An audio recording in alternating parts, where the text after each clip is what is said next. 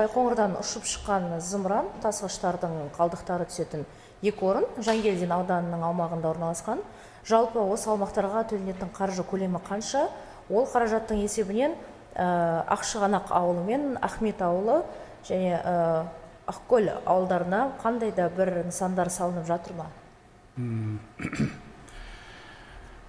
Ондай бағдарлама бар екендігін білем. Жангелді ауданының бюджетіне бұл қаражат түсет. Бірақ түсіп жатқаны соншалықты көп емес. Сол қаражатқа және де облыстық бюджеттен төленетін қаражаттың арқасына жаңағы сол бүткіл қаражат сол Жангелді ауданының әлеуметтік нысандардың қалпына келтіруіне, инфрақұрылымды қалпына келтіруіне жұмсап жатырмыз.